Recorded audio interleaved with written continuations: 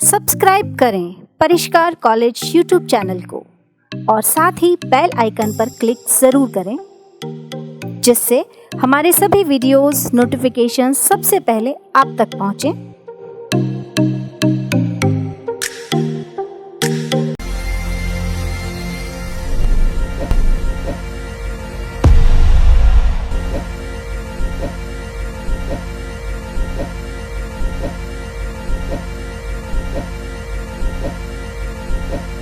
नमस्कार दोस्तों, कैसे हैं आप। स्वागत है आपका परिष्कार कॉलेज ऑफ ग्लोबल एक्सीलेंस के इस ऑनलाइन प्लेटफॉर्म पर।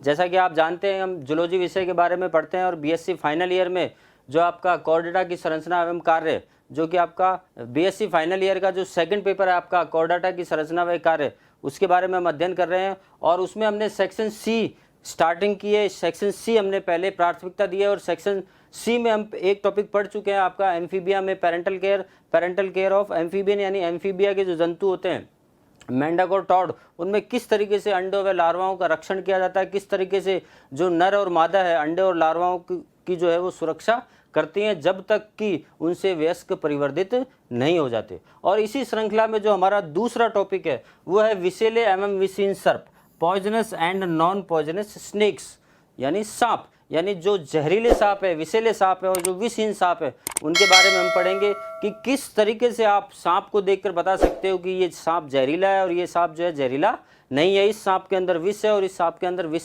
नहीं है। और ये आपका इंपॉर्टेंट टॉपिक है, करीब करीब हर साल यूनिवर्सिटी में इसमें से प्रश्न पूछते हैं। यानी कुल मिला के सेक्शन सी में जो विषैले एवं विषहीन सर्प जो टॉपिक है आपका बहुत इंपॉर्टेंट टॉपिक है। और इस टॉपिक से एक प्रश्न कंपलसरी है, एक प्रश्न आपके हर सत्र में यूनिवर्सिटी जो है पूछती है। ये हमने एक वीडियो रखा है आपके, देखिए किस तरीके से जो सांप है, ये जीवा है, इसकी पेड़ के ये इसकी जीवा है। ये फ्लाइंग स्नेक है, उड़ने वाला स्नेक। देखिए किस तरीके से उड़ रहा है, ये एक शाखा से दूसरी शाखा, एक ट्री से दूसरी ट्री पे, एक पेड़ की शाखा से दूसरे पेड़ की शाखा पे चला जाता है, जिसको हम बोलते हैं फ्लाइंग स्नेक। और जैसा कि आपको पता है कि कोई भी टॉपिक हम पढ़ते हैं तो उस टॉपिक को पढ़ने से पहले हम यूनिवर्सिटी में आए हुए प्रश्नों की बात करते हैं, एकेडमिक लेवल पर उस टॉपिक की क्या इंपॉर्टेंस है उसकी बात हम करते हैं। तो अगर हम प्रश्नों की बात करें, राजस्थान विश्वविद्यालय में आए हुए प्रश्नों की बात करें, तो पहले प्रश्न की बात करते हैं सर्प के विष उपकरण या दंश उपकरण का नामांकित चित्र बनाइए एवं सर्पदंश प्रक्रिया को समझाइए। यानी उसने एक प्रश्न में दो चीज पूछ ली, एक तो जो आपका विष उपकरण है उसके बारे में पूछ लिया कि विष उपकरण में क्या क्या चीजें होती है, और उसके बाद जो सर्पदंश प्रक्रिया है उसके बारे में आपसे पूछ लिया। इसी तरह ये आया आपके, देखिए राजस्थान विश्वविद्यालय 2018 के अंदर ये प्रश्न आया। और निम्न पर संक्षिप्त टिप्पणी लिखे। दूसरे प्रश्न की अगर हम बात करें, राजस्थान विश्वविद्यालय 2019 के अंदर आया हुआ टिप्पणियां जो है आपकी दो टिप्पणियां आई है, एक तो आई है विषैले एवं विषहीन सर्प और दूसरी आई है आपके पक्षी प्रवास। तो ये तो अभी हमने पढ़ा नहीं है, तो अगर इसकी बात करें तो ये प्रश्न भी जो है आपका 3 नंबर का है, ये वाला प्रश्न जो है आपका 6 नंबर का है। यानी 2019 में भी आपसे एक प्रश्न पूछ लिया गया। इसी तरीके से देखिए सर्पों में विष उपकरण पर टिप्पणी लिखिए, 2018 में पूछ लिया। निम्नलिखित पर संक्षिप्त टिप्पणी लिखिए, राजस्थान विश्वविद्यालय 2017 और 2013 में फिर पूछा गया है आपके विषैले एवं विषहीन सर्प, यानी विषैले एवं विषहीन सर्प जो है वापस पूछ लिया गया। तो ये तो बड़े प्रश्न थे आपके 6 नंबर के और 3 नंबर के। सिंगल प्रश्न आपका 6 नंबर का, और अगर उसने 2 टिप्पणी दी है तो 3-3 नंबर की 2 टिप्पणी हो गई आप। यानी हर वर्ष जो है इस टॉपिक में से प्रश्न आया हुआ है। और छोटे प्रश्नों की दृष्टि से भी ये जो टॉपिक है वो इंपॉर्टेंट है अपने आप में। 2 विषहीन सर्पों के नाम लिखिए, ये 1 नंबर का प्रश्न है, 2019 में आया है आपके। यानी सिर्फ आपको क्या करना है, 2 विषहीन सर्पों के नाम लिखने हैं आपको और आप 1 नंबर पा जाएंगे।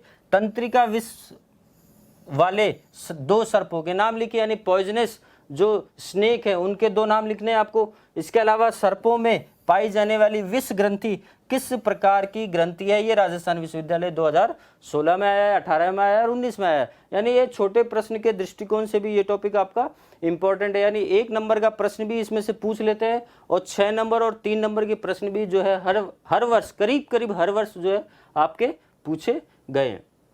अब हम पढ़ेंगे इसमें विषैले एवं विषहीन सर्प या snake, poisonous and non poisonous snake. जैसे कि आपको पता है बच्चों, जो सर्प है वो जो हमारे जो है कशेरुकियों में, रेप्टिलिया में आते हैं। और जब हम सर्प की बात करते हैं तो हम ये कहते हैं कि ये स्थलीय जीव हैं, स्थलीय जीव हैं और साथ ही स्थल पर रहने के लिए इनका शरीर, जो इनकी बॉडी थी वो पूर्णतः अनुकूलित थी। शरीर पर इनके स्केल्स पाए जाते हैं। इसके अलावा अगर हम सिर्फ स्नेक या सर्प की बात करें तो स्केल ऊपर उपस्थित होते हैं, सर्प के ऊपर स्केल उपस्थित होते हैं। इसके अलावा इनके जो कर्ण होते हैं, कर्ण छिद्र होते हैं, वो अनुपस्थित होते हैं। इसके अलावा इनकी जिह्वा जो होती है, जीभ जो होती है, वो द्विपालित होती है, यानी जैसे ये जीभ को बाहर निकालेगा तो 2 शाखाओं में बटी हुई होती है। और सबसे इंपॉर्टेंट चीज़ ये है कि इसका मुंह बंद होता है, फिर भी इसकी जीभ जो है बाहर निकल सकती है, यानी मुंह बंद से भी ये जीभ बाहर निकाल लेता है। इसके अलावा कर्ण छिद्र हमने कह ही दिया, कर्ण छिद्र अनुपस्थित होते हैं। इसके अलावा उपांग अनुपस्थित होते हैं, तभी तो रेप्टिलिया में रखा है इनको। रेप्टिलिया यानी रैंक कर चलने वाले। इसके अलावा रेप्टिलिया में आपके जो है कछुए भी आ जाते हैं, टर्टाइज भी आ जाते हैं और आपके मगरमच्छ भी आ जाते हैं, लिजार्ड यानी छिपकलियाँ भी आती है। लेकिन अभी हम जो है विषैले और विशीर्ण सर्प की बात कर रहे हैं, स्नेक की बात कर रहे हैं। तो अब देखिए दोस्तों, सर्प विश्व के सभी स्थानों पर उपस्थित। सांप जो है, सर्प जो है, करीब करीब विश्व के सभी स्थानों पर पाए जाते हैं। आपको पता है भारतवर्ष में हर साल 25 से 30 हजार लोग सिर्फ सर्प के काटने से, सांप के काटने से मर जाते हैं। और सबसे बड़ी समस्या ये है कि जो भ्रांतियां हैं हमारे देश में जो भ्रांतियां, नॉर्मली हर सांप को जो हम जहरीला मान लेते हैं।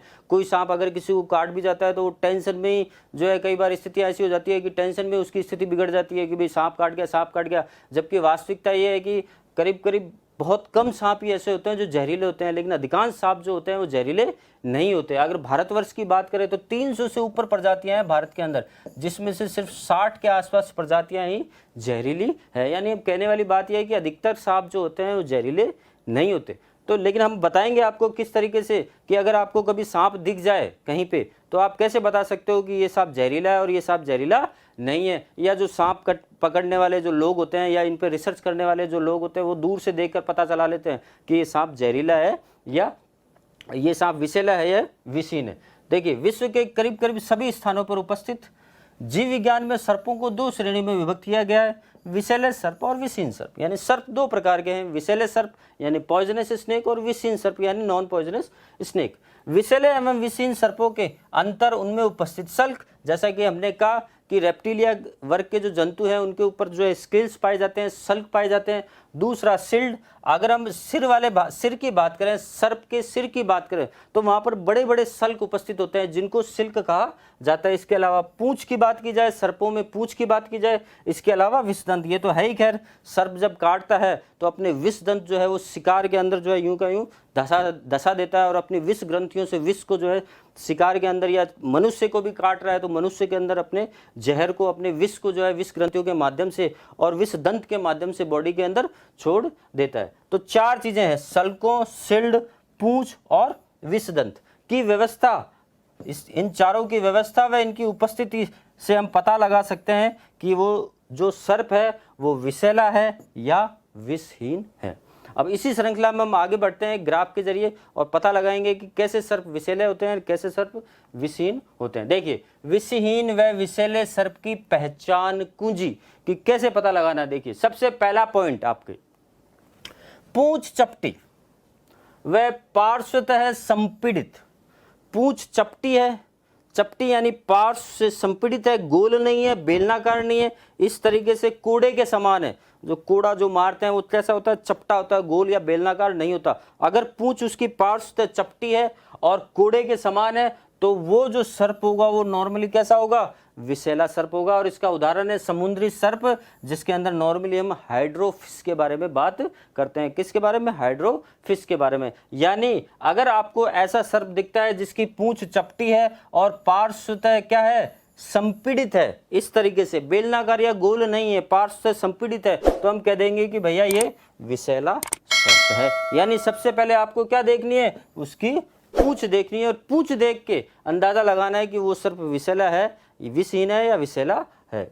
तो पहला पॉइंट क्या हो गया, पूंछ। अभी हमने पढ़ा था ना, सल्क, इसके अलावा सिल्ड, इसके अलावा पूंछ और इसके अलावा विषदंत, जिसके आधार पर आप पता लगा सकते हैं कि कौन से सर्प विषैले हैं और कौन से सर्प विषहीन है। तो पहला पॉइंट क्या हो गया, पूंछ के आधार पर, यानी पूंछ चपटी है, पार्श्व से चपटी है, तो वो कैसे होंगे सर्प, सारे के सारे कैसे हो जाएंगे, विषैले समुद्री सर्प, हाइड्रोफिश। इसके अलावा पूंछ गोलाकार है, इस तरीके से पूंछ किस तरीके से, इस तरीके से गोलनाकार या बेलनाकार है और असंपीडित है, दबी हुई नहीं है, तो वो विषैले या विषहीन हो सकते हैं। यानी वो विषैले भी हो सकते हैं और विषहीन भी हो सकते हैं। यानी पूंछ के आधार पर अब अगर हम बात करें, चपटे हैं, पूंछ उनकी चपटी है तो वो विषैले हैं, अगर गोल है तो भैया आप कोई पता नहीं है, ये विषैला भी हो सकता है और अविषैला भी हो सकता है। तो अब हम क्या करेंगे, पूंछ के अलावा कोई एक अन्य चीज लेंगे, एक अन्य आधार लेंगे, जिसके आधार पर हम बताएंगे कि भैया ये पूंछ, ये जो सर्प है ये विषैला है या अविषैला है। यानी अगर पूंछ उसकी गोलाकार है, बेलनाकार है, असंपीडित है, कहीं से दबी हुई नहीं है, चपटी नहीं है, तो वो या तो वो विषैले होंगे या विषहीन होंगे।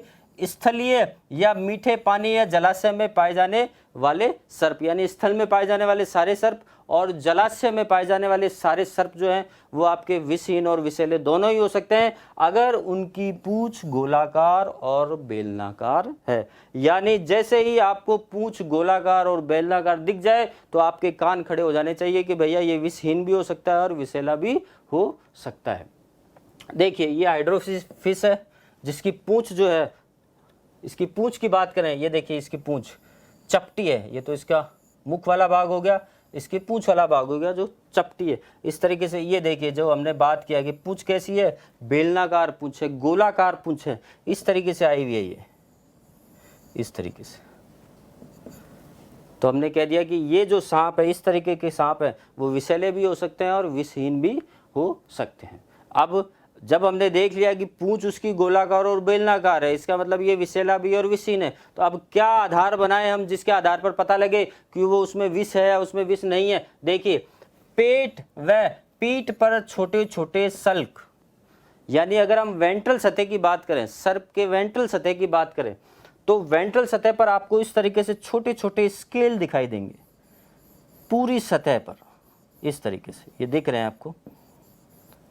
तो हम कह देंगे कि भैया वो कैसा है, नॉन पॉइजनस, विषैला नहीं है, वो अविषैला है, विषहीन सर्प है। यानी सर्प के ऊपर अगर स्केल दिखते हैं और छोटे छोटे स्केल दिखते हैं इस तरीके से, तो हमने कह दिया कि भैया वो नॉन पॉइजनस है, वो विषहीन सर्प है। या फिर आपने क्या देखा कि पेट पर सल्क हैं लेकिन छोटे सल्क नहीं है, सल्क क्या हो गए, बड़े बड़े हो गए इस तरीके से, लेकिन ये सल्क एंड तक नहीं गए, ये बीच में ही आए बड़े बड़े, लेकिन एंड में क्या हो गए, वापस से छोटे छोटे सल्क आ गए इस तरीके से, ये छोटे छोटे सल्क आ गए।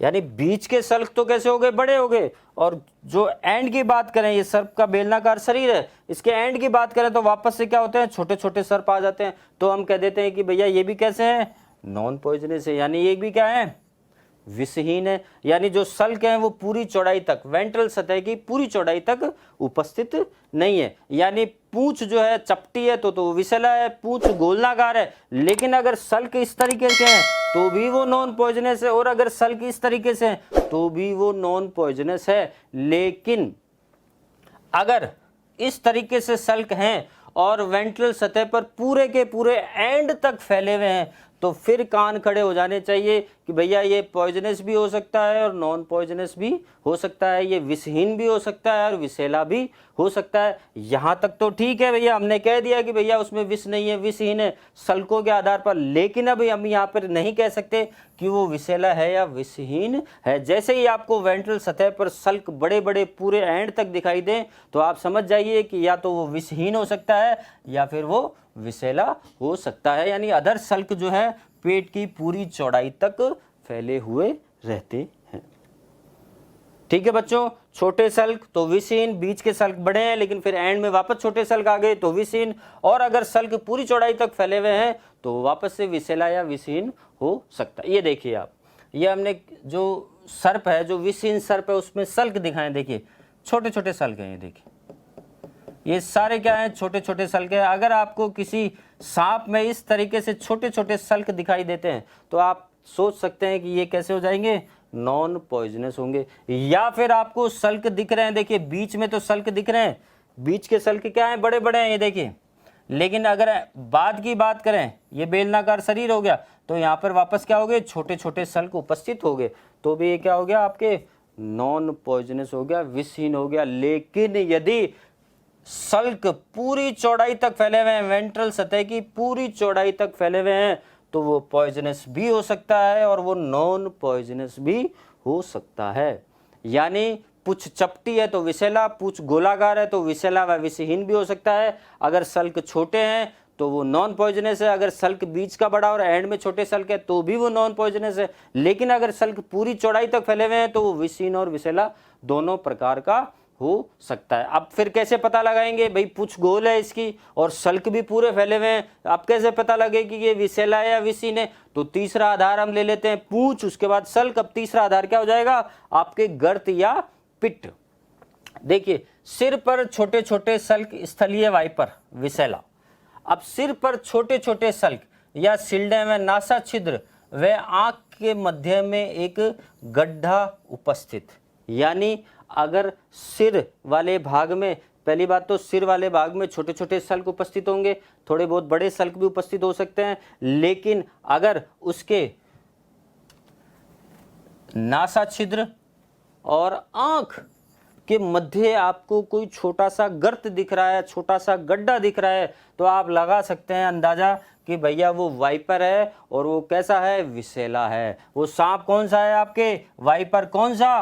पिट वाइपर, क्योंकि उसके आंख और नासा छिद्र के मध्य क्या है? गर्त है, पिट है, तो वो वाइपर कैसा हो गया? आपके पिट वाइपर। और यदि सर वाले भाग में छोटे छोटे सल्क हैं लेकिन नासा छिद्र और आंख के बीच में किसी भी प्रकार का कोई गर्त नहीं है, पिट नहीं है, तो वो कैसा हो गया? वाइपर। यानी पूंछ गोलाकार है, बेलनाकार है, सल्क बड़े बड़े हैं, तो दो आधार पर हमें पता नहीं लगा पाए कि विषैला है, विषहीन है। लेकिन जब हमने कहा कि सिर वाले भाग में भी छोटे छोटे सल्क हैं, तब हमने कह दिया कि भैया वो क्या है? विषैला है। और वो सांप कौन सा है? आपके वाइपर। और फिर हमने देखा कि भाई बेलनाकार पूंछ है, लंबे लंबे सल्क हैं, इसके अलावा क्या है कि आंख और जो आपके नासा छिद्र है उसके मध्य में एक गर्त है, एक पिट है, तो हमने उसको कह दिया पिट वाइपर। यानी वो भी क्या हो गया? आपके विषैला हो गया।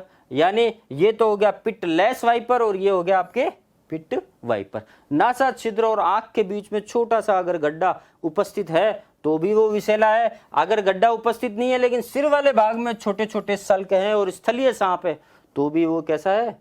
विषैला सांप है। ये देखिए, ये दिखाया हुआ है आपके, ये आंख और इस नासा छिद्र के बीच में इस तरीके से दिखाया हुआ है कि किस तरीके से पिट या गर्त उपस्थित है। ये देखिए, ये आपके हो गया आंख, ये हो गया आपका नासा छिद्र, नासा छिद्र और आंख के मध्य में ये हो गया आपके पिट, जिसको हम बोलते हैं लोरियल पिट। ये एक तरीके से ऊष्मा संवेदी होता है और इस लोरियल पिट के माध्यम से ये शिकार कितनी दूर है उसको अंदाजा लगा सकता है। देखिए, ये तो हो गया नेत्र, ये हो गया इसके नासा छिद्र और मध्य में इसके ये हो गया आपके पिट, लोरियल पिट। अगर आंख और नासा छिद्र के मध्य में गर्त है, पिट है, तो वो वाइपर कौन सा होगा? Pit viper. और वो कैसा होगा? हमेशा विषैला होगा। अगर ये गर्त नहीं है तो भी कोई दिक्कत नहीं, अगर छोटे छोटे सल्क हैं सिर वाले भाग में इस तरीके से, तो भी वो कैसा होगा? विषैला। अगर पिट नहीं है, गर्त नहीं है, तो वो सिर्फ पिटलेस वाइपर कहेंगे हम उसको, लेकिन वो विषैला होगा। और अगर पिट है, गर्त है, तो उसको हम कह देंगे पिट वाइपर। उसके बाद देखिए, तीसरा अधिओष्ठीय शिल्ड, आंख तथा नासा शिल्ड को छूता हुआ स्थलीय विषैला। यानी सांप के अगर हम बात करें तो एक तो ऊपर का जबड़ा हो गया, एक नीचा जबड़ा हो गया। ऊपर का जो है उसको हमने बोल दिया सुप्रा लेबियल, नीचे का हमने बोल दिया इंफ्रा लेबियल। अब सुप्रा लेबियल वाले भाग में जो है कुछ जो है सल्क जो होते हैं वो थोड़े बड़े होते हैं, जिनको हम शिल्ड कह देते हैं। तो अगर तीसरा अधिओष्ठीय शिल्ड यानी सुप्रालेबियल शिल्ड जो है आंख तथा नासा छिद्र को छूता हुआ है, तो वो कैसा हो जाएगा? स्थलीय सर्प। देखिए, ये आंख है, ये नाक है, नोस्ट्रल भाग, नासा छिद्र है। और अगर ये आपके देखिए, हम मान लेते हैं कि यहाँ पे तो ये 1 नंबर सल्क हो गया, ये 2 नंबर सल्क हो गया, ये कौन सा हो गया? तीसरा नंबर सल्क है। और कहाँ पे है? ऊपर की तरफ है, सुप्रा वाले भाग में, ठीक है, यहाँ पर है, ऊपर की तरफ है। तो ये जो तीसरा नंबर जो सल्क है आपके, ये क्या कर रहा है? ये तीसरा नंबर सल्क आंख से भी जुड़ा हुआ है और इधर नासा छिद्र से भी जुड़ा हुआ है। अगर तीसरा नंबर सल्क जो है या सिल्ड, जो बड़ी सिल्ड है, वो अगर आपके आँख से और नासा छिद्र दोनों भाग से जुड़ी हुई होती हैं तो हम कह देते हैं कि वो सर्प कैसा हो जाएगा, विषैला सर्प हो जाएगा। इसी तरीके से अगर अधे ओष्ठीय सल्क की बात करें, ये तो था अधि ओष्ठीय सल्क यानी ऊपर वाले भाग में, जबड़े के ऊपर वाले भाग में, और अगर जबड़े के नीचे वाले भाग में सबसे बड़ा स्थलीय जो है आपके सल्क उपस्थित होता है।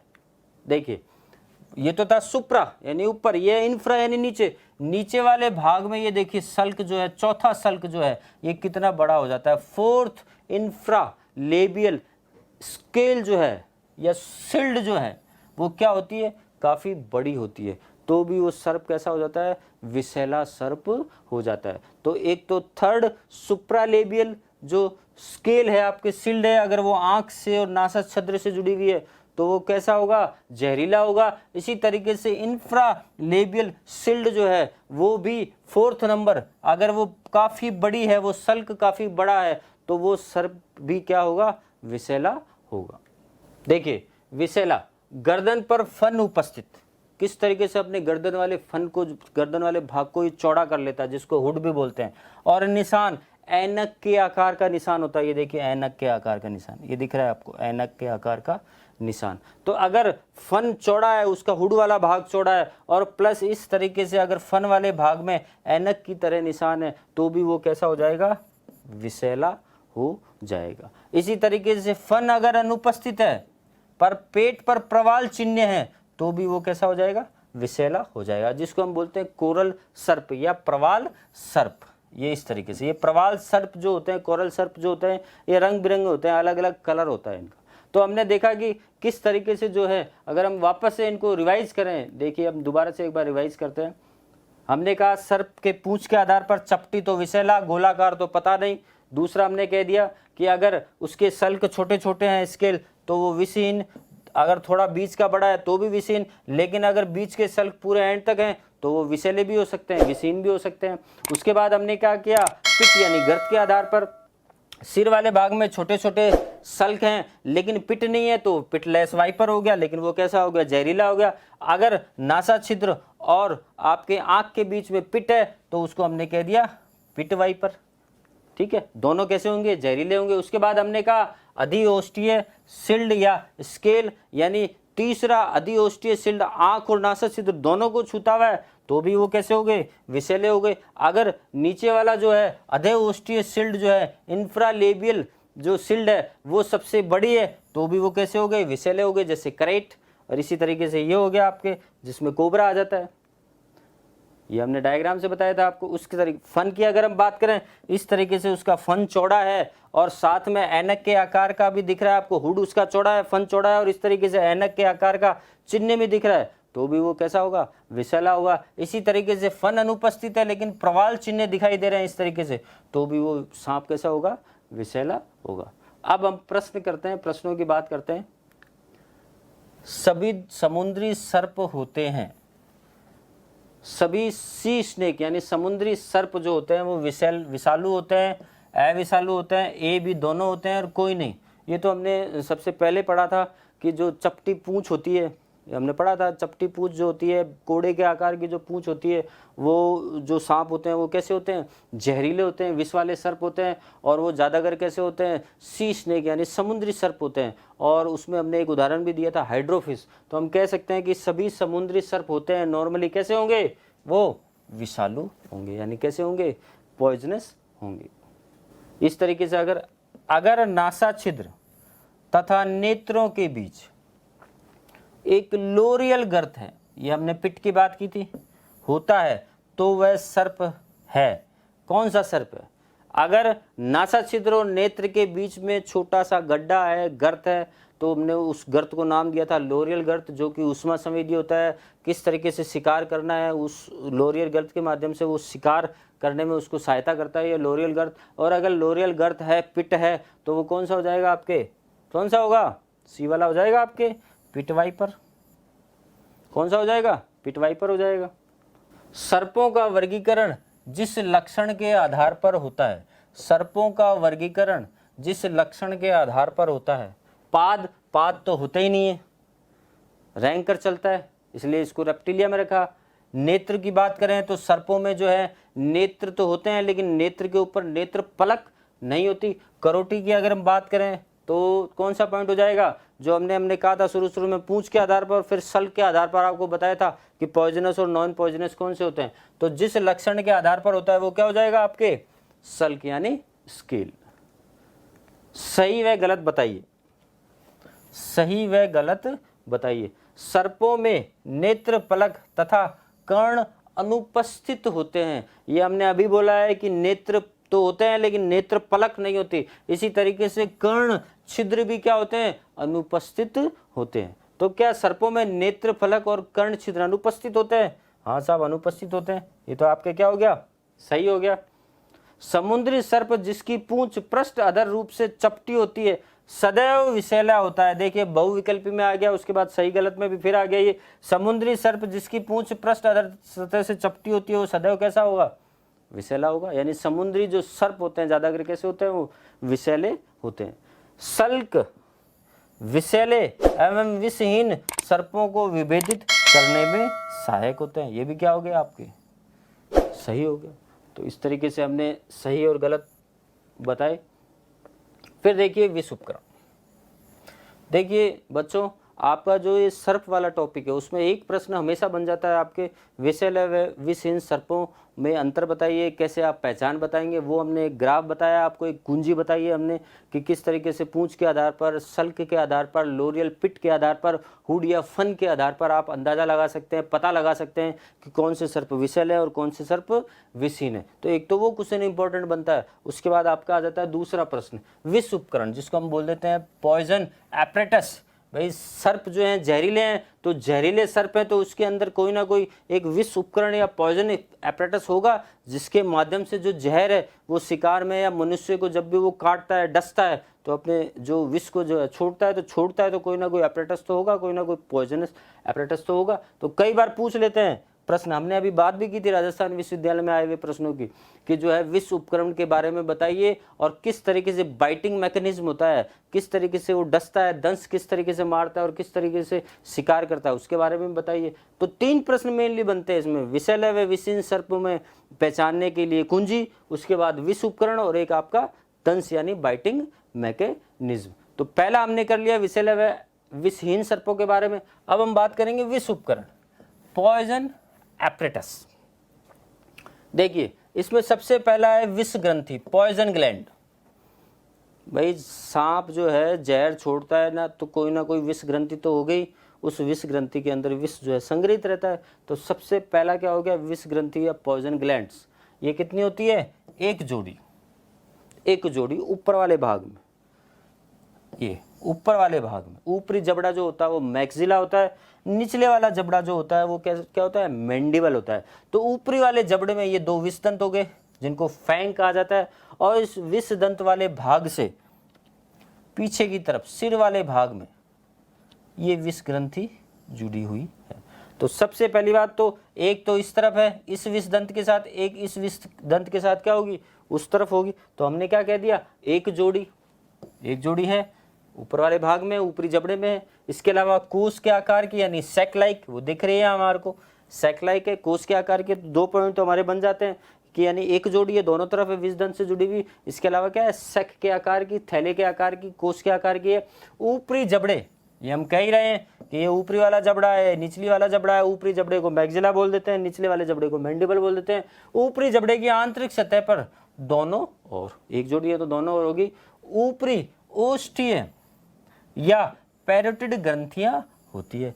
तो ये जो इसकी जो विष ग्रंथियां होती है, ये एक तरीके से पैरोटिड ग्रंथियां, या मनुष्य में जिस तरीके से हमारे में लार ग्रंथियां होती है, उसी तरीके से सर्पों में क्या होती है, ओष्ठ वाले भाग में पैरोटिड ग्रंथियां होती है। प्रत्येक ग्रंथि एक पंख सदृश फैन शेप्ड कंस्ट्रिक्टर मसल्स यानी संकुचन पेशियों, यानी प्रत्येक विष ग्रंथि जो है उसके चारों तरफ क्या उपस्थित होती है, संकुचन पेशियां होती है।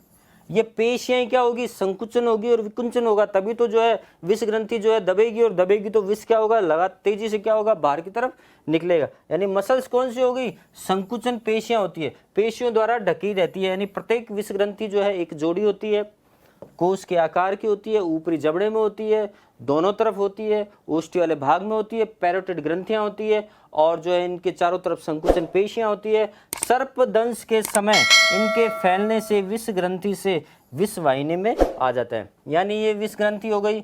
जैसे ही ये डसेगा, किसी को शिकार करेगा, तो ये जो विष ग्रंथि से ये विष वाहिनी निकल रही है और ये विष वाहिनी कहाँ जा रही है, इस विष दंत में जा रही है, फैंग में जा रही है। एक जोड़ी विष दंत है, एक जोड़ी जो है आपकी विष वाहिनी है और एक जोड़ी क्या है आपके विष ग्रंथ है। तो इस विष ग्रंथि से इस विष वाहिनी द्वारा इस फैंग में या इस विष दंत में क्या चला जाता है, जहर चला जाता है, विष चला जाता है। तो इनके फैलने से विष ग्रंथि से विष जो है विष वाहिनी में आ जाता है और विष वाहिनी से कहाँ पे आ जाता है, विष दंत या फैंग में आ जाता है। तो पहला हो गया आपका विष ग्रंथि, एक जोड़ी होती है, ऊपरी जबड़े में होती है, दोनों तरफ होती है, साइक्लाइक होती है और जो विष वाहिनी से जुड़ी हुई होती है, संकुचन पेशियों से घिरी हुई होती है। संकुचन पेशियों की वजह से जो है विष ग्रंथि से विष जो है विष वाहिनी में आ जाता है। उसके बाद देखिए ये विष वाहिका, पॉइजन डक्ट।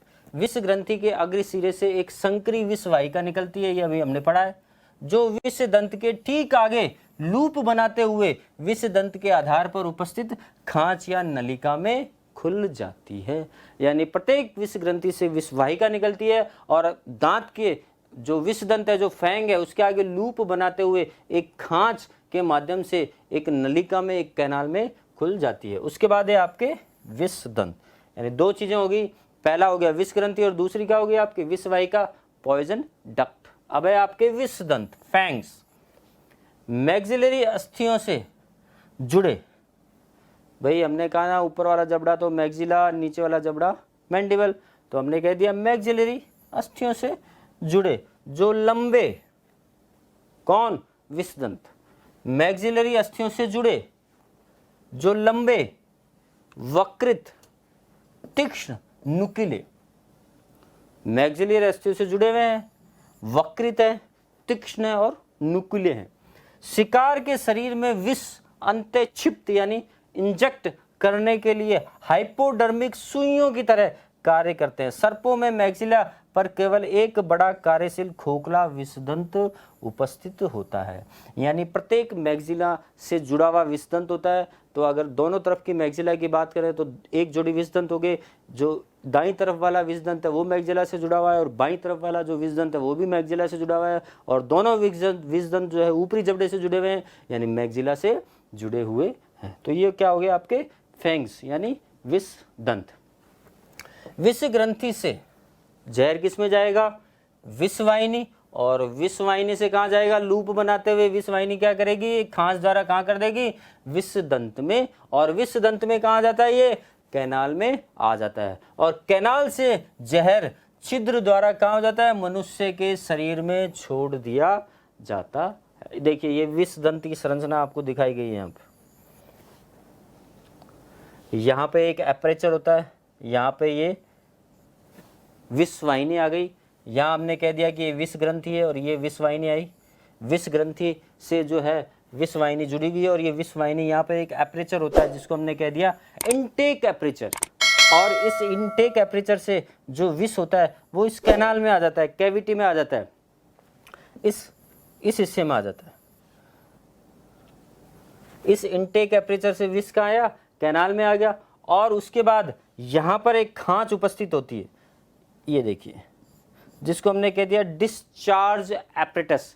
तो जैसे ही स्नेक, ये देखिए इसके विषदंत, फैंग्स जिनको हमने कहा, ये दो विषदंत, जैसे ही ये विषदंत स्किन के अंदर गड़ाएगा, जैसे ही गड़ाएगा विष ग्रंथि एक्टिव होगी, विष ग्रंथि से विष वाहिनी में आएगा, विष वाहिनी से जो है ये विष वाहिनी यहाँ से जुड़ी हुई है, विष वाहिनी से जो जहर है आपके वो कहाँ जाएगा, विष दंत में आ जाएगा, और इसके इस वाले भाग में ऊपर जो एंड है उसका एंड से थोड़ा सा पीछे एक एपरेचर होता है जिसको हम बोलते हैं डिस्चार्ज एपरेटर, जहाँ से जहर जो है शिकार के अंदर प्रविष्ट कराया जाता है।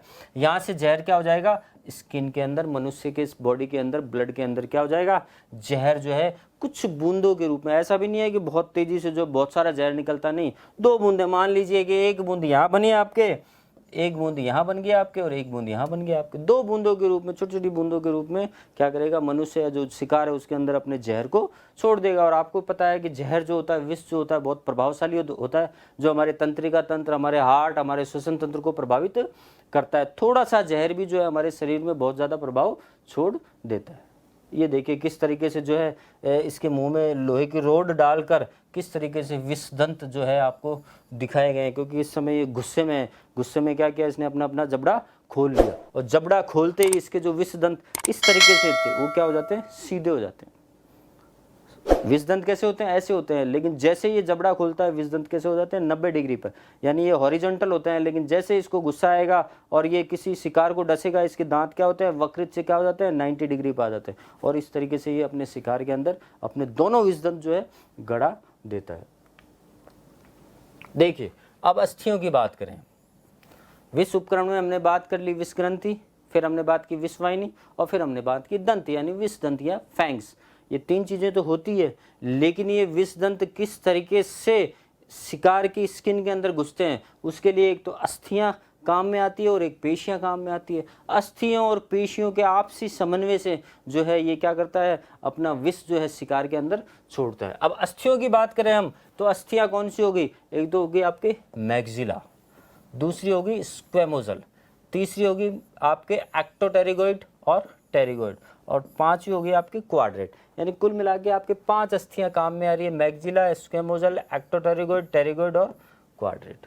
ये 5 अस्थियां, इन 5 अस्थियों के माध्यम से मेनली मुख्यतः ये 5 अस्थियां, और इन 5 अस्थियों के माध्यम से जो है वो विष छोड़ने का कार्य करता है। पहले अगर हम बात करें मैक्सिला की, हमने पहले भी बात की थी कि ऊपर वाला भाग जो होता है जबड़ा मैक्सिला होता है, नीचे वाला क्या होता है, मैंडिबल होता है। तो मैक्सिला, इस पर एक जोड़ी विषदंत उपस्थित, यानी सीधा सीधा विषदंत जो होते हैं वो किससे जुड़े हुए होते हैं, मैक्सिला अस्थि से जुड़े हुए होते हैं। ये आपको दिख रहा है फैंग विषदंत, जो कहाँ से जुड़ा हुआ है, इस मैक्सिला से सीधा सीधा जुड़ा हुआ है। यानी जो विषदंत या जो फैंग है वो किससे जुड़ा हुआ है, आपके मैक्सिला के साथ जुड़ा हुआ है। उसके बाद है स्क्वेमोजल, कपाल से ढीले रूप से जुड़ी हुई। ये जो ऊपर वाला भाग है ये इसका कपाल वाला भाग है, और ये आपके स्क्वेमोजल।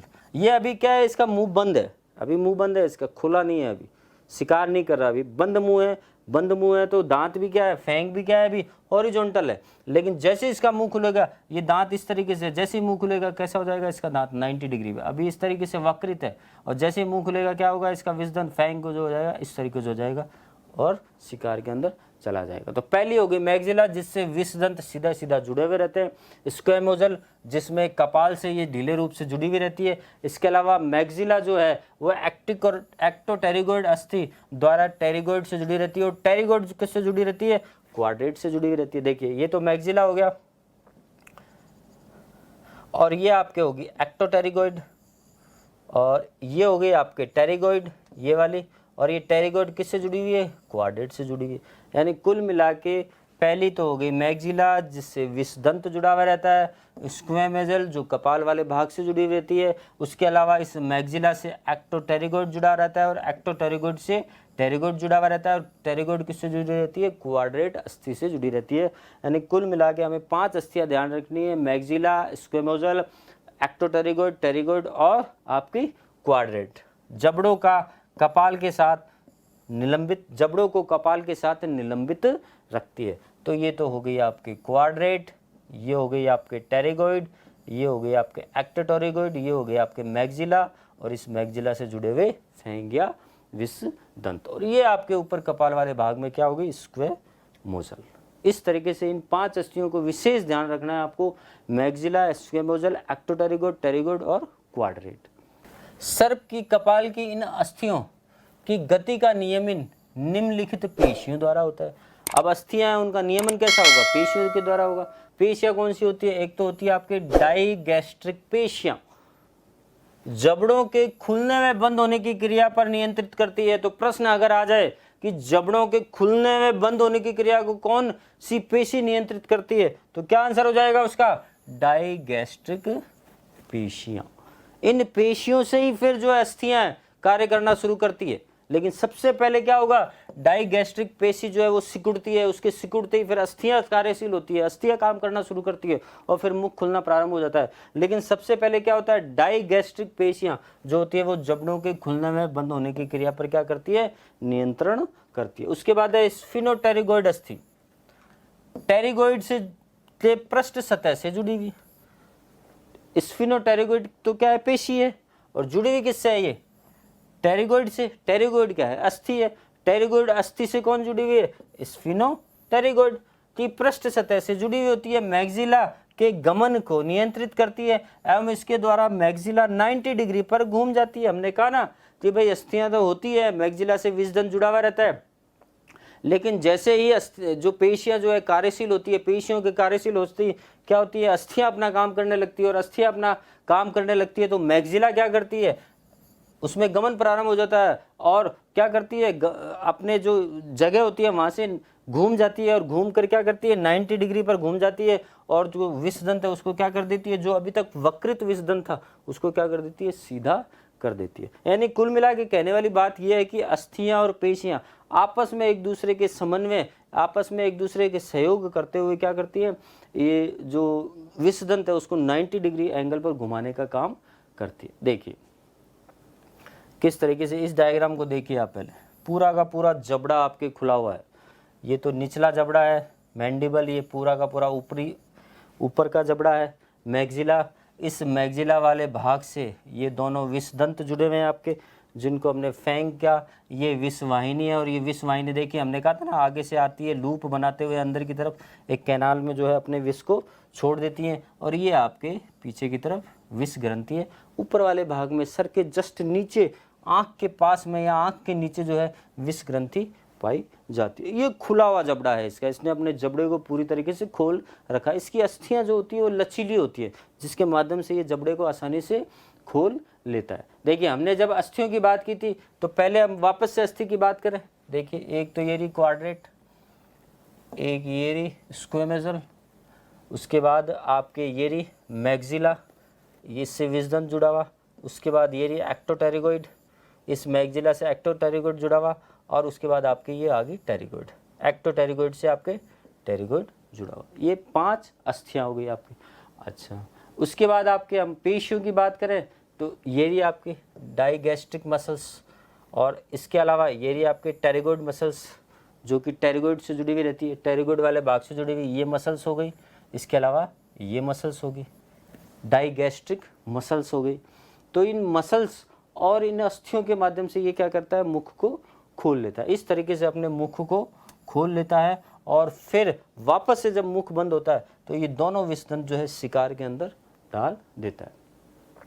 इसी तरीके से टेम्पोरेलिस पेशियां, इन पेशियों के सिकुड़ने से निचला जबड़ा ऊपर आ जाता है। चौड़नी पेशियां हैं, ये विष ग्रंथि के चारों ओर पाई जाती है, जिनको हमने कहा था संकुचन पेशियां, ये भी विष ग्रंथि को दबाते हैं।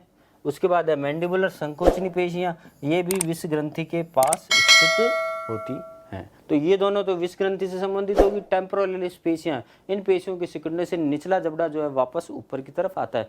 जबड़ा खोला है शिकार के अंदर जो है, हमने उन दो सांप ने जो है दोनों अपने विष दंत गड़ा दिए, लेकिन वापस बंद तो होगा और वापस से जो है हटेगा तो सही वो। अब देखिए सर्पदंश प्रक्रिया, सर्पदंश प्रक्रिया में पहला है मुख का खुलना। इसमें ये क्या कह रहा है, देखिए डाइगैस्ट्रिक पेशियां सिकुड़ती हैं, जिसके फलस्वरूप निचले जबड़े की तरफ झुकती हैं और मुख खुल जाता है तथा क्वाड्रेट अस्थि का निचला सिरा आगे की ओर बढ़ जाता है। अब देखिए वापस देखिए, डाइगैस्ट्रिक पेशियां सिकुड़ेंगी, निचले जबड़े की तरफ झुकती हैं, जिससे मुख खुलता है, और जैसे ही मुख खुलता है क्वाड्रेट अस्थि आगे की ओर धकेली जाती है। देखिए ये तो क्वाड्रेट अस्थि हो गई और ये डाइगैस्ट्रिक मसल्स हो गई। अब जैसे ही डाइगैस्ट्रिक मसल्स, ये वाली मसल्स सिकुड़ती हैं, जैसे ये सिकुड़ती हैं तो ये जो निचला वाला भाग है ये नीचे की तरफ होता है, और इसके नीचे होते ही ये जो क्वाड्रेट मसल्स है ये क्या होती है अपनी जगह से, अभी तो ये बंद था माना, जैसे ही बंद होते ही ये जैसे ही निचले जबड़ा आएगा, निचले जबड़े के नीचे आते ही ये क्वाड्रेट अस्थि पहले पीछे होती है, फिर क्या होती है आगे की तरफ आती है। ये क्वाड्रेट अस्थि जैसे पीछे थी, अब पीछे से क्या हुआ आगे की तरफ आई, जैसे ही आगे की तरफ आती है तो ये क्या करती है टेरिगोइड जो अस्थि होती है उसको धक्का देती है, और ये टेरिगोइड अस्थि को धक्का देते ही इस टेरिगोइड से कौन जुड़ी हुई है आपके एक्टोटेरिगोइड जुड़ी हुई है। जैसे ही टेरिगोइड अस्थि को धक्का लगता है किससे क्वाड्रेट से, ये एक्टोटेरिगोइड क्या करती है मैग्जिला को धक्का दे देती है, मैग्जिला को घुमा देती है, ये रहा मैग्जिला आपके जो कि एक्टोटेरिगोइड से जुड़ा हुआ है। और जैसे ही मैग्जिला को धक्का दे मिलता है, मैग्जिला अपने स्थल से क्या करती है घूम जाती है 90 डिग्री पर, और क्या कर देती है विषदंत जो कि वक्रित था उसको क्या कर देती है, इस विषदंत को या फैंग को क्या कर देती है सीधा कर देती है। देखिए डाइगैस्ट्रिक पेशियों सिकुड़ती हैं, सिकुड़ते ही निचला जबड़ा जो है नीचे की तरफ होता है यानी मुख खुलता है, और जैसे ही मुख खुलता है क्वाड्रेट अस्थि आगे की ओर या क्वाड्रेट अस्थि का निचला सिरा आगे की ओर धकेलता आगे की ओर बढ़ जाता है। अब दूसरा है मैग्जिला का घूमना, जैसे ही मुख खुलता है निचला जबड़ा आगे की ओर सरकता है तथा स्क्वेमोजल क्वाड्रेट तथा मैंडिबल अस्थियां गोल घूम जाती है, तत्पश्चात स्फिनोटेरिगोइड पेशियां संकुचित होती है। यानी जो क्वाड्रेट पेशी है वो क्या करेगी टेरिगोइड को आगे की तरफ करेगी, लेकिन टेरिगोइड आगे की तरफ होगा लेकिन स्फिनोटेरिगोइड पेशियां जो है वो भी कहीं ना कहीं टेरिगोइड को आगे की तरफ उनके संकुचन से भी क्या होगा टेरिगोइड जो है अस्थि जो है वो भी क्या होगी आगे की तरफ आएगी, जिसके फलस्वरूप टेरिगोइड आगे की ओर आती है। तो सबसे पहले तो डायगैस्ट्रिक पेशी ने काम किया, उसके बाद आपके क्वाड्रेट अस्थि ने काम किया, क्वाड्रेट अस्थि के काम करते जो आपके टेरिगोइड थी वो आगे की तरफ हुई, लेकिन स्फिनोटेरिगोइड में भी क्या हुआ संकुचन हुआ जिससे टेरिगोइड आगे हुई, जिसके फलस्वरूप टेरिगोइड आगे की ओर तथा एक्टोटेरिगोइड ऊपर की ओर खिसक जाती है। एक्टोटेरिगोइड के ऊपर खिसकने से मैग्जिला अपनी धुरी पर लैक्रिमर के चारों तरफ 90 डिग्री पर घूम जाती है, जिसके कारण विषदंत ऊपर की ओर उठकर आगे की ओर निकल आता है और मुख बंद होने की अवस्था में विषदंत लगभग क्षैतिज स्थिति में रहता है। यानी मुख बंद था तब तो क्षैतिज स्थिति में था, लेकिन जैसे ही मुख खुला वो क्या हुआ विषदंत जो है ऊपर उठकर जो है आगे की तरफ 90 डिग्री के एंगल पर खुल जाता है। तो कौन कौन सी अस्थियां काम में आई, सबसे पहले डाइगैस्ट्रिक अस्थि काम में आई, उसके बाद आपके डाइगैस्ट्रिक पेशी काम में आई, उसके बाद आपके जो है दूसरी जो है आपकी पेशियां काम में आ रही है। यानी इस तरीके से पेशियां और जो अस्थियां हैं टेरिगोइड है एक्टोटेरिगोइड है आपके मैग्जिला है आपके क्वाड्रेट अस्थि है डाइगैस्ट्रिक पेशियां है, इनके आपसी समन्वय से क्या होता है मुख खुलने की क्रिया होती है। और मुख बंद होने की स्थिति में विषदंत लगभग क्या होता है क्षैतिज अवस्था में रहता है, परंतु सर्पदंश के लिए मुख खुलने के बाद विषदंत क्या होता है खड़ी स्थिति में आ जाता है। ये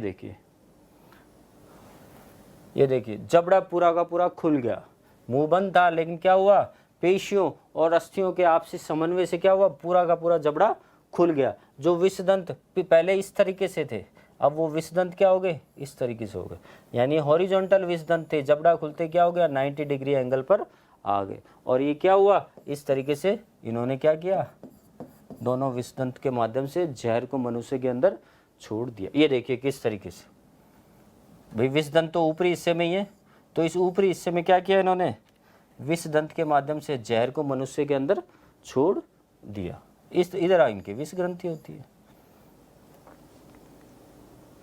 इसी समय विष ग्रंथि के चारों ओर उपस्थित, यानी अब जबड़े को खोल दिया, शिकार को पकड़ भी लिया, दांत गड़ा भी दिए, अब आगे का काम क्या होगा। इसी समय विष ग्रंथि के चारों ओर उपस्थित संकुचन पेशियों के फैलने से विष वाहिनी से होता हुआ विष दंत के अंदर उपस्थित नलिका या खांच से होते हुए शिकार के अंदर अंतक्षिप्त कर दिया जाता है। यानी जो विष होता है वो विष वाहिनी से होता हुआ विष ग्रंथि से विष वाहिनी और विष वाहिनी से होता हुआ विषदंत और अंदर उपस्थित नलिका या खांच से होते हुए शिकार के अंदर फैंग के द्वारा विषदंत के द्वारा इंजेक्ट कर दिया जाता है, अंतक्षिप्त कर दिया जाता है। उसके बाद है मुख का बंद होना। मुख का बंद होना टेम्पोरालिस तथा स्फिनोटेरिगोइड पेशियों के संकुचन के द्वारा संपन्न होता है। इस समय उपरोक्त सारी क्रियाएं उल्टे क्रम में दोहराई जाती है। मुख बंद होने पर विषदंत की नोक पीछे की ओर मुड़ी हुई रहती है। यानी जैसे ही मुख बंद होगा सारी क्रियाएं विपरीत स्थिति में होंगी। जो पहले जो पेशियां और अस्थियां जिस तरीके से उन्होंने कार्य किया वापस उल्टी स्थिति में चीजें होंगी और मुख जो है वापस बंद हो जाएगा। और जैसे ही मुख बंद हो जाएगा विषदंत जो है वापस क्या हो जाएगा, मुड़ी हुई या वक्रित अवस्था में हॉरिजॉन्टल स्टेज में आ जाएगा। तथा शिकार के अंदर दशादंत उसे मुख के भीतर की ओर खींच लेता है। इस समय अनुलंब विषदंत गोल घूमकर अनुप्रस्थ स्थिति में आ जाता है। यानी 90 डिग्री से वापस क्या आ जाता है, अनुलंब से अनुप्रस्थ स्थिति में आ जाता है। ठीक है। अब भारत में पाए जाने वाले कुछ विषैले व विषहीन सर्प। तो बच्चों अभी हमने 3 पॉइंट किए। विषैले व विषहीन सर्पों के बारे में हमने देखा, पूंछ के आधार पर, सल के आधार पर, लोरियल गर्त के आधार पर, हुड या फन के आधार पर जो हम पता लगा सकते हैं कि कौन से सर्प विषैले है और कौन से सर्प विषहीन है। उसके बाद जो हमने बाइटिंग एपरेटस की बात की, बाइटिंग एपरेटस में हमने विष ग्रंथि की बात की, विषवाहिनी की बात की, उसके बाद हमने फैंग या विषदंत की बात की, उसके बाद हमने 5 प्रकार की अस्थियों की बात की और फिर हमने जो है पेशियों की बात की। और हमने कहा कि ये सभी मिलकर जो है जो है सांप किस तरीके से शिकार करता है या डसता है, तो ये सारा जो है आपके किस में आ जाता है, दंश उपकरण में आ जाता है। फिर हमने बात की कि बाइटिंग मैकेनिज्म कैसा होता है, कैसे वो डसता है, किस तरीके से मुख खुलता है, विषदंत जो है हॉरिजॉन्टल से 90 डिग्री पे आता है, किस तरीके से विष ग्रंथि संकुचित होती है और विष ग्रंथि से विष जो है दांतों के द्वारा जो है दांतों में उपस्थित जो छिद्र है छिद्रों के माध्यम से मनुष्य के अंदर इंजेक्ट कर दिया जाता है और वापस से किस तरीके से उल्टी दिशा में सभी क्रियाएं, सभी अस्थियां और पेशियां वापस उल्टी दिशा में कार्य करती है और किस तरीके से शिकार के अंदर जहर छोड़ा जाता है। तो 3 चीजें हमने पढ़ी, विषैले व विषहीन सर्पों को ग्राफ से पढ़ा हमने, कुंजी से पढ़ा, उसके बाद हमने जो है बाइटिंग एपरेटस पढ़ा और उसके बाद जो हमने आपके जो है बाइटिंग मैकेनिज्म पढ़ा। ये मेनली ये 3 क्वेश्चन ही है। बड़ा क्वेश्चन आएगा इन्हीं से ही आएगा, 3 नंबर का या 6 नंबर का क्वेश्चन जो है इन्हीं से ही आएगा आपके। छोटे क्वेश्चन जो है आपके इसमें पूछ लेते हैं कि भारत में पाए जाने वाले 2 विषैले सर्पों के नाम बता दीजिए या जो 2 है विषहीन सर्पों के नाम बता दीजिए। तो अब इसमें पहला हमने बात की विषैले सर्प, जिसमें हमने बात की कोबरा। यह अत्यंत विषैले सर्प है। कोबरा नाम सुन के डर लगता है, ब्लैक कलर के कोबरा। सामान्यतः भारतीय कोबरा नाजा नाजा तथा नाजा बुंगेरस है। कोबरा अत्यंत विषैले सर्प है। सामान्यतः भारतीय कोबरा नाजा नाजा या नाजा मुंगेरस होता है। इसकी ग्रीवा हुड के रूप में फुलाई जा सकती है। हमने कहा ना फन या हुड किस तरीके से फन या हुड को फैला लेता है और उस पर ऐनक की तरह क्या होते हैं, चिन्ह उपस्थित होते हैं। किसमें, कोबरा में या नाजा नाजा में या नाजा बुंगेरस में। और कैसे होते हैं, ये जहरीले होते हैं। ये आप पहचान सकते हो कि भैया ये कौन सा सांप है, कोबरा है, नाजा नाजा हो सकता है या नाजा मुंगेरस होता है। किस तरीके से ये अपने फन को फैला रखा है और किस तरीके से इस पे ऐनक के आकार के चिन्ह भी दिख रहे हैं, तो हम कह सकते हैं कि भाई ये कोबरा है और ये जहरीला सर्प है। अब भोजन की बात करें तो ये छोटे पक्षियों को, चिड़िया के घोंसले में जो छोटे छोटे पक्षी होते हैं या जो छोटी चिड़ियाएं होती है उनको खा जाता है। चूहे है, पूरा का पूरा निगल जाता है। छिपकलियां हैं, मेंढक तो इसका प्रिय भोजन है, उनका भी वो भोजन करता है। बरसात के दिनों में तो मेनली जो है सांप दिखते भी हैं हमें बरसात के दिनों में और मेंढक को खाने के लिए निकलते हैं अपने बिलों से। नाजा बुंगेरस, जिसे हॉफियोफैंगस हाना भी कहते हैं, यह बहुत बड़ा व अत्यंत विषैला सर्प है। ये रहा नाजा बुंगेरस और ये आपके नाजा नाजा, जिसे सामान्य भाषा में किंग कोबरा भी कह देते हैं। नाजा बुंगेरस को हम क्या बोल देते हैं, किंग कोबरा। इसके अलावा वास्तविक या गर्तहीन वाइपर, पिट नहीं है उसमें, लॉरियल गर्त नहीं है। सबसे बड़ा गर्तहीन वाइपर रसेल वाइपर, सिर पर एक पीला निशान पाया जाता है। छेड़े जाने पर क्या करता है, ये जोर से हिसहिसाता है। आपने टीवी पे कई बार देखा होगा किस तरीके से हम कहते हैं कि यार किस तरीके से हिसहिसाता है, डंक मार रहा है, किस तरीके डराने का प्रयास करता है। जोर से क्या करता है, हिसहिसाता है छेड़े जाने पर। और यह रात्रिचर और पूर्ण रूप से स्थलीय होता है, यानी पूर्ण रूप से स्थलीय। और इसका प्रिय भोजन क्या हो गया, चूहे। किसके, रसेल वाइपर, जो कैसा है, गर्तहीन वाइपर है। यानी पिट जो है, नासा छिद्र और जो उसके आंख है, आइज है, उसके बीच में किसी भी प्रकार का कोई छिद्र नहीं है। छोटे छोटे सल्क होते हैं और ये फुसफुसाता रहता है, हिसहिसाता रहता है। रात्रिचर और प्रिय भोजन क्या हो गया इसका, चूहा। किसका, वास्तविक या गर्तहीन वाइपर। इसी तरीके से गर्त वाइपर या पिट वाइपर, जिसमें हमने कहा था कि एक गर्त उपस्थित होता है। ये रहा लॉरियल पिट, ये इसके नासा छिद्र और ये इसकी आइज, इसके मध्य में क्या है, लॉरियल पिट है। ये भी क्या होता है, वाइपर है, गर्त वाइपर, पिट वाइपर। ये भी कैसा होता है, विषैला होता है। इसके लिए इसी तरीके से करेट, ये तो किंग कोबरा से, इसका इसमें जो जहर होता है वो तो किंग कोबरा से भी खतरनाक होता है इसका जहर, जिसको हम बोलते हैं क्रेट। ये रहा देख, ब्लैक कलर का। ये सारे सर्प कैसे हो गए, विषैले सर्प हो गए। Naja naja, naja bungarus, pitless viper, pit viper, krait. इसी तरीके से समुद्री सर्प, सी स्नेक, जिसको हमने कहा था हाइड्रोफिस। ये देखिए पूंछ पीछे की तरफ से चपटी, कोड़े के आकार की, और ये इसके आगे वाला भाग, मुख वाला भाग, समुद्री सर्प, सी स्नेक। इसी तरीके से कोरल सर्प, ये भी क्या होते हैं, जहरीले होते हैं, लेकिन इनका जहर जो है इतना प्राणघातक नहीं होता, और ये ज़्यादातर कलर में मिलते हैं। कोरल स्नेक जो है वो एक ही स्नेक्स में कई कलर मिलेंगे आपको। अगर कोई स्नेक ऐसा है जिसमें कई सारे कलर है, तो ये मान लीजिए कि आप कोरल सर्प जो है हो सकता है। लेकिन और भी जो हमने आपको बताई है विषैले और विषीन सर्पों के बारे में, और जो आधार बताए, उन आधार पर भी अगर खरा उतरता है वो सर्प, तो वो कोरल सर्प हो सकता है। और कोरल सर्प भी कैसा होता है, विषैला होता है। तो ये हमने अभी तक पढ़े, हमने विषैले सर्प पढ़े, नाजा नाजा पढ़ा, नाजा बुंगेरस पढ़ा, करेत पढ़ा, पिट वाइपर पढ़ा, पिटलेस वाइपर पढ़ा, सी स्नेक पढ़ा, और आपके कोरल सर्प पढ़ लिया। उसके बाद है विषहीन सर्प, नॉन पॉइजनस स्नेक। देखिए यूं लग रहा है जैसे कोई केंचुआ हो, एनालिडा के अंदर आता है ना केंचुआ, अर्थवर्म, इसलिए इसको क्या बोल दिया, वर्म स्नेक। और साथ में इसको क्या बोल देते हैं, ब्लाइंड स्नेक भी बोल देते हैं। है कौन सा ये, टिफ्लोप्स। विषहीन सर्पों में कौन सा है ये, टिफ्लोप्स, जो पतला सा होता है, कृमि के समान होता है, यूं लगता है जैसे कोई केंचुआ हो, अर्थवर्म हो, इसलिए हम इसको वर्म हो, इसलिए हम इसको वर्म स्नेक या ब्लाइंड स्नेक भी कह देते हैं। होता कैसा है, ये विषहीन होता है। नॉर्मली घरों के अंदर ये पाया जाता है। कई बार घरों के अंदर आपने देखा होगा छोटे छोटे बच्चे निकलते हैं जिनका आगे का मुंह जो होता है थोड़ा मोटा होता है, कोई फन नहीं होता, मोटा सा मुंह होता है, छोटे छोटे होते हैं, और स्नेक होते हैं, लेकिन वो केंचुए की तरह चलते हैं। तो ये कैसे होते हैं, ये विषहीन होते हैं, इनमें विष नहीं होता, ये हानिकारक नहीं होते। इसी तरीके से टाइस म्यूकोसस, सामान्य चूहा या उसको ढामन सर्प भी कहते हैं। चूहा सर्प या ढामन सर्प कहते हैं। यह एक सक्रिय दिनचर सर्प होता है जो पक्षियों, मेंढकों को भोजन के रूप में ग्रहण करता है। टायस म्यूकोसा कौन सा हो गया, विषहीन सर्प। इसके अलावा कौन सा हो गया आपके, टिफ्लोप्स, ब्लाइंड स्नेक। तो दो नाम आपको ध्यान रखने हैं। और तीसरा सबसे इंपॉर्टेंट है आपके पाइथन, जो नॉर्मली हम जिसके बारे में बात करते हैं, जिसको हम देखते हैं, सबसे लंबी जाति पाइथन रेटिकुलस। पाइथन जो होते हैं काफी लंबे होते हैं, थुलथुले होते हैं, मोटे होते हैं। बकरी के छोटे बच्चों को तो पूरा का पूरा निकल जाते हैं, तथा लगभग 10 मीटर लंबी होती है।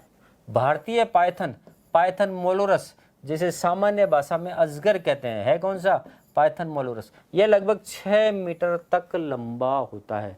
यह जंगलों में पेड़ों के ऊपर रहता है। इसका शरीर थुलथुला तथा सुस्त होता है, थुलथुला सुस्त। कई बार तो क्या करता है कि ये किसी बकरी के बच्चे को या किसी बड़े जंतु को उसने निगल लिया, तो पेड़ के चारों तरफ जो है लपेटता है, और जो जंतु निगला है उसकी जो हड्डियां उनको तोड़ता है, और फिर उसके बाद कहीं एक जगह जाके 10-15 दिन के लिए पड़ा रहता है, और उस भोजन को जो है बैठा बैठा पचाता है। यानी इसलिए हम उसको कह देते हैं कि थुलथुला होता है और सुस्त होता है। एक बार भोजन कर लिया तो कई दिनों का फ्री हो जाता है। इसका सिर दबा हुआ, पुच्छ छोटी तथा नेत्र पुतली अनुलंब होती है। पूरे शरीर पर हीरे के आकार के गहरे भूरे तथा हरे धब्बे दिखाई देते हैं। सिर पर एक भूरे रंग के भाले सदृश निशान भी होता है। दक्षिणी अमेरिका का एनाकोंडा सर्प, ये देखिए एनाकोंडा दिखने में कितना भयावह है, डरावना है, क्योंकि बड़ा है। हम छोटे से सर्प को देखते हैं तो ही डर जाते हैं।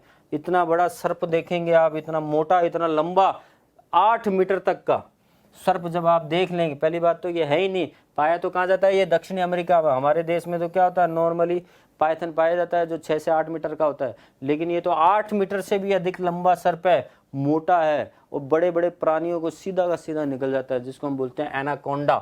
इस एनाकोंडा पर बहुत सारी हॉलीवुड में फिल्में भी बनी हुई है। अगर आपको एनाकोंडा के बारे में जानना है तो आप वो मूवी देख सकते हैं। इसके बाद एरिक्स, 2 हेडेड सर्प। देखिए अब इसमें देखने में आपको पता चल रहा है ये इसका सर है या ये इसका सर है, कुछ पता नहीं चल रहा। देखेंगे तो कहेंगे कि यार दो सर है इसके, कुछ पता ही नहीं चल रहा है ये वाला सर है या ये वाला सर है, देखने से पता ही नहीं चलता। तो दो मुंहा सर्प भी या टू हेडेड सर्प या स्नेक बोल देते हैं किसको, एरिक्स को। छोटा होता है, ज़्यादा लंबा नहीं होता। सर्प विष, स्नेक विनम, यानी सर्प विष, सर्प के अंदर जो विष है, जो जहर है, उसकी बात करते हैं। यह एक पारदर्शी चिपचिपा हल्के पीले व या हरे रंग का तरल पदार्थ होता है। चिपचिपा है, हल्के हरे या पीले रंग का है। इसमें कई शक्तिशाली एंजाइम तथा विशिष्ट विषैले विषों का जटिल सम्मिश्रण होता है। यह केवल रक्त में मिश्रित होने पर ही प्राण घातक होता है। यानी ये जो जहर है, ये जो विष जो है, उनका जो जटिल सम्मिश्रण है, अगर ब्लड के अंदर जाएगा तो ये क्या होगा, प्राण घातक होगा। सर्प में विष में मेनली दो प्रकार के, सर्प विष में मुख्यतः दो प्रकार के एंजाइम होते हैं आपके, हीमोटॉक्सिन और न्यूरोटॉक्सिन। हीमोटॉक्सिन जो है और उसके बाद न्यूरोटॉक्सिन। मुख्यतः हीमोटॉक्सिन तो क्या करता है, रक्त कणिकाओं पर अटैक करता है और अंदर ही अंदर क्या होगा, रक्त बहता रहेगा आपका और टिश्यू जो है उनको क्षय करता है। इसके अलावा अंदर ही अंदर ब्लीडिंग हो जाती है जिसका हमें पता ही नहीं रहता। इसके अलावा न्यूरोटॉक्सिक, ये तंत्रिका तंत्र पर या तंत्रिकाओं पर प्रभाव डालता है और मेनली प्रेरक तंत्रिकाओं पर प्रभाव डालता है, जिसकी वजह से हमारा जो हार्ट है उस पर प्रभाव पड़ता है, हमारे श्वसन तंत्र में प्रभाव पड़ता है, जिसकी वजह से बहुत जल्दी जो है कहीं ना कहीं बेहोशी की स्थिति में हम बहुत जल्दी आ जाते हैं। किससे, हीमोटॉक्सिन और न्यूरोटॉक्सिन एंजाइमों से। तो मेनली सर्प विष में मुख्यतः तो है हीमोटॉक्सिन और न्यूरोटॉक्सिन ही होते हैं। उपचार, पहला है कसकर बांधना, यानी जहां पर भी उस स्नेक ने अपने विषदंत गड़ाए हैं मनुष्य के शरीर में, तो उसके ऊपर की तरफ से अगर यहाँ गड़ाए हैं तो यहाँ पर क्या करें, हम कसकर जो है किसी रस्सी से या कपड़े से जो है कसकर उसको बांध दें। पहला तो ये है कसकर बांधना।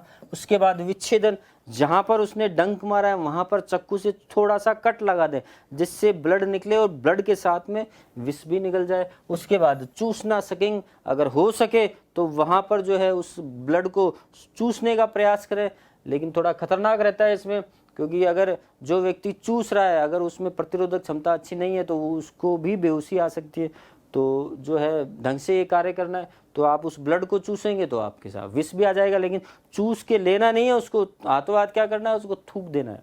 तो तीसरा हो गया चूसना। उसके बाद पोटेशियम परमैंगनेट भर दें जहाँ पर सांप ने काटा है, या फिर घाव पे 5% जो है गोल्ड क्लोराइड जो है वो भी लगा सकते हैं आप। इसके बाद क्या करते हैं, प्रति 10 विंस का इंजेक्शन दे दें, एंटीविनम का इंजेक्शन आप देते हैं। ये तो बाद का काम है एंटीविनम, ये शुरू में ये काम करने हैं हमको, एंटीविनम बाद में दिया जाता है, सबसे एंड में। एंटीविनम धीरे धीरे काम करता है, लेकिन शुरुआत में ये काम करने जरूरी है। कसकर बांध दे, विच्छेदन यानी कट लगा दे, चूस ले, फिर थूक के दे। इसके अलावा अदर रसायन है पोटेशियम परमैंगनेट, तो वो छिड़ दें। अब प्रति 10 विंस या एंटीविनम की अगर हम बात करें तो हम ये कहते हैं कि सांप डरावने होते हैं, भयावह होते हैं, और नॉर्मली हम ये मान के चलते हैं कि सांप किसी उपयोग में नहीं होते, लेकिन वास्तविकता ये है कि सांप जो होते हैं बहुत उपयोगी होते हैं।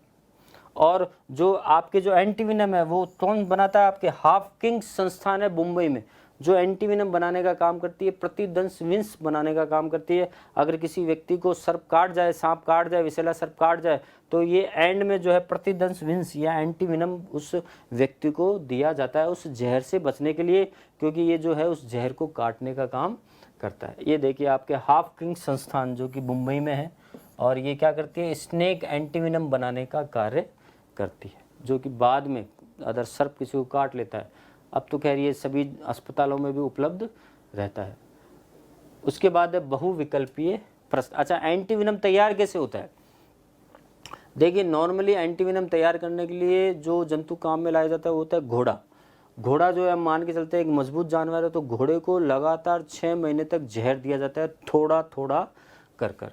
जब लगातार घोड़े को पहले महीने में जहर दिया, फिर दूसरे महीने में जहर देते हैं हम, तो धीरे धीरे क्या करता है, घोड़ा जो होता है, जो हमने जहर दिया है उसके अपोजिट एंटीबॉडी बनाने का कार्य करता है, और 6 महीने 7 महीने के अंदर अंदर क्या करता है, उस जहर के विपरीत में अपोजिट में एंटीबॉडीज बना लेता है। अब फिर उस घोड़े के ब्लड को हम लेते हैं, उसमें से जो है रक्त में से हम जो उसके एंटीबॉडी है उसको सीरम के रूप में अलग कर लेते हैं, और फिर उस सीरम को ही जो है प्रति विंस के रूप में या एंटीवेनम के रूप में काम में लिया जाता है। अब बहुविकल्पीय प्रश्न, कोबरा में विषदंत की संख्या होती है, कोबरा में विषदंत की संख्या होती है, 1 होती है, 2 होती है, 3 होती है या 4 होती है। शुरू से ही पढ़ रहे हैं हम। विषदंत फैंग्स कितने होते हैं, ऊपरी जबड़े में होते हैं, और कितने होते हैं, एक जोड़ी होते हैं, दोनों तरफ होते हैं, एक जोड़ी होते हैं, एक जोड़ी यानी 2 होते हैं। तो ये हो गया आंसर आपका। विष ग्रंथि किस प्रकार की ग्रंथि है? हमने उस समय उदाहरण दिया था पैरोटिड ग्रंथि, या हमने कहा था मनुष्य में लार ग्रंथि जिस तरीके से होती है, पैरोटिड ग्रंथि जिस तरीके से होती है, वैसे ही विष जो सर्प है उसमें क्या होती है आपके, विष ग्रंथि होती है। तो इसका आंसर क्या हो जाएगा आपके, लार ग्रंथि। ये देखिए, रिक्त स्थानों की पूर्ति कीजिए। सर्प के विष में पाए जाने वाले 2 प्रकार के आविष होते हैं। सर्प के विष में पाए जाने वाले 2 प्रकार के आविष होते हैं। कौन कौन से? अभी हमने पढ़ा था ना, विष हमने पढ़ा था। अभी विष में हमने टॉक्सिक में हमने 2 प्रकार के एंजाइम पढ़े थे। कौन कौन से पढ़े थे? हीमोटॉक्सिन और, देखिए पहला तो हमने पढ़ा था हीमोटॉक्सिन, और दूसरा हमने क्या पढ़ा था, न्यूरोटॉक्सिन। यही तो पढ़ा था। हीमोटॉक्सिन जो है रक्त कणिकाओं को नुकसान पहुंचाता है, और न्यूरोटॉक्सिक जो है वो क्या करता है, तंत्रिकाओं को नुकसान पहुंचाता है। सर्प के विष उपकरण में बाइटिंग एपरेटस में एक जोड़ी खाली स्थान, उनकी खाली स्थान तथा एक जोड़ी खाली स्थान होते हैं। अब एक जोड़ी तो विषदंत होते हैं, उनकी विष ग्रंथि तथा, देखिए क्या आंसर आता है। देखिए सबसे पहले एक जोड़ी विष ग्रंथि होती है। देखिए सर्प के विष उपकरण में एक जोड़ी विष ग्रंथि होती है, उनकी में क्या होती है, वाहिकाएं होती है, और फिर एक जोड़ी क्या होती है, वो वाहिकाएं विषदंत से जुड़ी होती है। यानी सर्प के विष उपकरण में एक जोड़ी विष ग्रंथि, उनकी वाहिकाएं, विष ग्रंथि की वाहिकाएं, एक जोड़ी विषदंत होते हैं। यानी एक जोड़ी विष ग्रंथि, एक जोड़ी वाहिकाएं होगी, और आपके एक जोड़ी विषदंत हो गया। सही और गलत बताइए। विष ग्रंथियां निचले जबड़े के दोनों ओर उपस्थित होती है। क्या विष ग्रंथियां निचले जबड़े मैंडिबल के दोनों ओर उपस्थित होती हैं? क्या सर्प ग्रंथियां नीचे वाले जबड़े में होती है या ऊपर वाले जबड़े में होती है? तो हमने पढ़ा था अभी, ऊपरी जबड़े में तो होती है, आंख के नीचे वाले भाग में होती है, सिर वाले भाग में होती है, ऊपरी जबड़े में होती है। तो क्या हो गया, विष ग्रंथियां निचले जबड़े के दोनों ओर होती है? नहीं, गलत है ये। अधिकांश सर्प विषैले तथा हानिकारक होते हैं। तो अधिकांश सर्प जो है विषैले या हानिकारक नहीं होते, लाभदायक भी होते हैं। तो ये भी क्या हो गया आपके, गलत हो गया। फिर आपके लघु उत्तरीय प्रश्न 2019 में आएगा, 2 विषहीन सर्पों के नाम बताइए। तो बता सकते हैं, एरिक्स हो गया, अजगर हो गया, देखिए पाइथन हो गया अजगर, या टिफ्लॉप्स हो गया जो सबसे पहले हमने पढ़ा था विषहीन सर्प। तो 2 विषहीन सर्प कौन से हो गए, पाइथन और टिफ्लॉप्स। तंत्रिका विष वाले 2 सर्पों का नाम बताइए, यानी विषैले सर्पों के 2 नाम बताने। तो बता ही सकते हैं आप, करेत और आपके किंग कोबरा। उसके बाद है, सर्पों में पाई जाने वाली विष ग्रंथि किस प्रकार की ग्रंथि है, लार ग्रंथि या पैरोटिड ग्रंथि? ये भी हम बोल सकते हैं, ये हमने पढ़ा भी था, पैरोटिड ग्रंथि होती है। ठीक है, ये हमने सभी प्रश्न कर लिए। ये देखिए 2016 में आया हुआ ये प्रश्न, 2018 में आया, एक एक नंबर के प्रश्न नहीं है। उसके बाद है आपके गृह कार्य।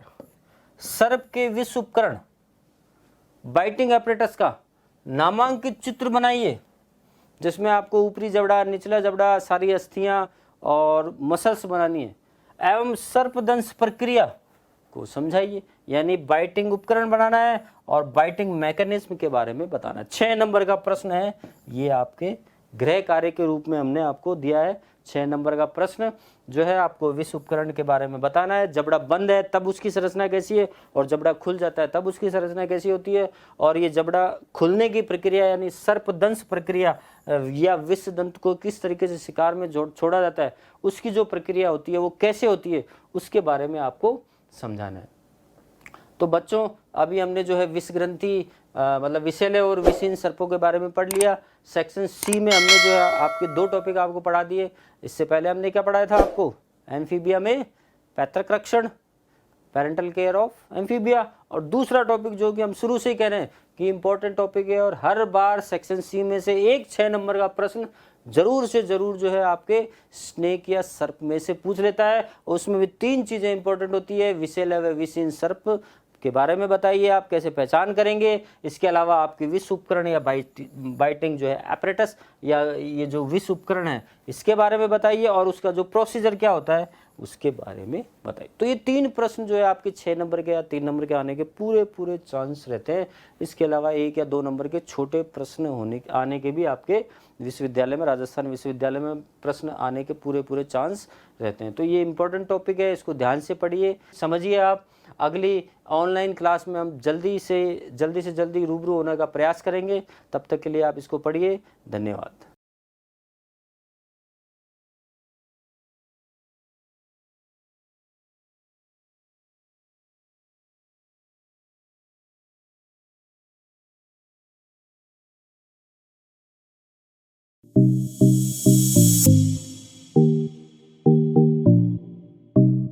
सब्सक्राइब करें परिष्कार कॉलेज यूट्यूब चैनल को और साथ ही बेल आइकन पर क्लिक जरूर करें, जिससे हमारे सभी वीडियोस नोटिफिकेशन सबसे पहले आप तक पहुंचे।